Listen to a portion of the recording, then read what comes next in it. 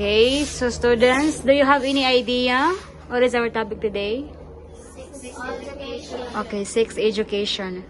Okay, nabay specific, balik na itong discuss. Nabay specific edad ng mabuntis ang babae? Na-specific, wala. Wala, basta mga Okay, Tris Araf? wala, basta menstruation ng babae. Okay, so, if 9 years old ka, then nag-menstruation na ka, then giana na ka, so possible nga, mabuntis. Bisan pa you are 9 years old or 8 years old. Basta nagka-menstruation na, then possible nga mabuntis ang babae. So, that's why be careful, girls. Okay? So, especially kamo, nagka-menstruation naman mo, no? Oh. So, be careful. Again, so dirita sa mga changes sa babae. Unsa mga changes o sa babae, be? Body shape. Body shape, Breast. breast, unsa pa? Menstruation. Menstruation, Pimples, pimples, height, pubic hair, pubic hair. What else? mana. Pimples. Oh man na, pimples. That's all? Okay. So those are the changes sa girls. And how about sa boys? Apple Adam.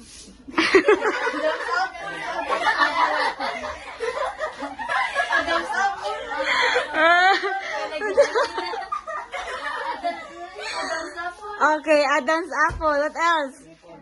Pimples, voice, height, pubic hair. Look, muscles. What else?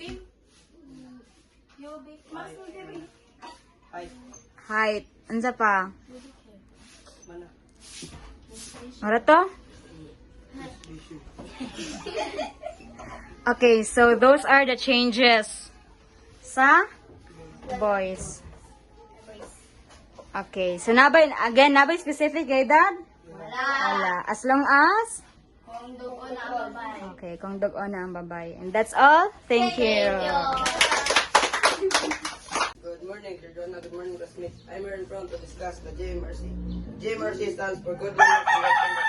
In Filipino, kabutiang asal at wastong pag-uugali. In definition, JMRC refers to the specific socially accepted basic values, etiquette, and proper ways of behaving that show respect for other people you interact with. It covers observable behavior and norms defined by Philippine society, including rational thinking and value judgment developed through experiential learning. So, first example of the JMRC is respectful elders. Listening when older people speak, using sir, ma'am, or po at opo, and offering your seat to them in public transport. Second example of JMRC is when using please, thank you, and excuse me. Valuing others, showing basic courtesy and relational with classmates, teachers, and family. Ang JMRC ko kay makapakita ng respeto sa laing tao sa magbuwang pa nato. Dapat na ito gamitin sa dalagasang lugar para respetuhon po ta. And that's all thing. Okay. Good morning, Teacher Joanna. Good morning, classmates. Today I'm going to discuss about proper hygiene. So, what is proper hygiene? Proper hygiene means keeping your body, clothes, and surroundings clean to prevent illness and maintain good health. These are the examples of proper hygiene. Wash your hands regularly before eating and preparing food. And brush your teeth or shower regularly. Keeping nails clean, trim, and wear clean clothes. Maintain hair hygiene, keeping living space clean. These are the benefits of proper hygiene. Prevents infections and disease. Reduce the spread of germs, improves physical health, enhance self-confidence and social well-being, promotes a clean and healthy environment. Good hygiene is an important part of a healthy lifestyle and overall well-being. That's all. Thank you.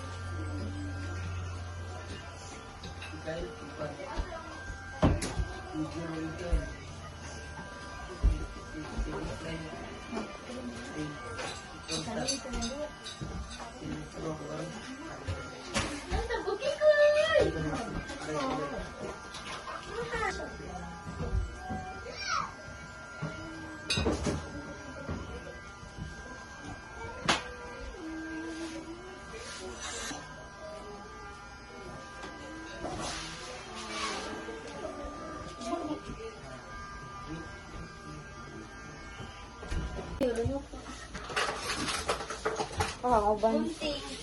Sa gawas ang uban, umabot to sila. Ano, so, dupa sa pagdurog sa. Sa ligon pa una dat. Dali, dik, bakya. Dali, bakya. Ano, sige no. Bakya, oh. Daray mo yan. Ya, daray mo. Uy, usa-usa ra mo dat. Ay mo pagkuhan sa trapo. Ala, bakya. Ano, sa lagi, kay siligan pa na. Ako, tibalo kayo mga.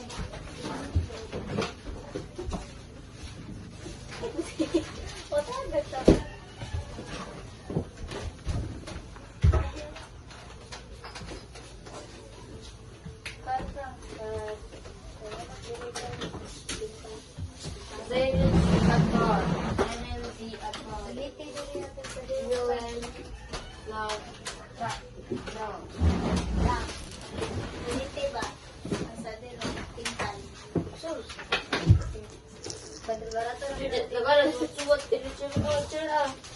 Lagi. Palit tagtay. Lumit turtle. Kupidiri. Asa mo? Oo, malinis na lang. Clean.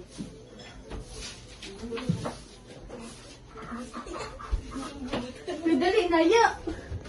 Iyo, bulo. Dali ya ba? Dito na lang siya.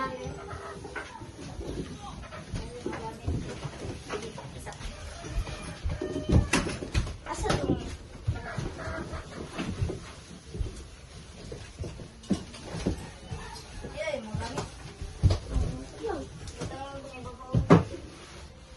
balik ko. Siya. Wala. Siya. Ang man Alexia.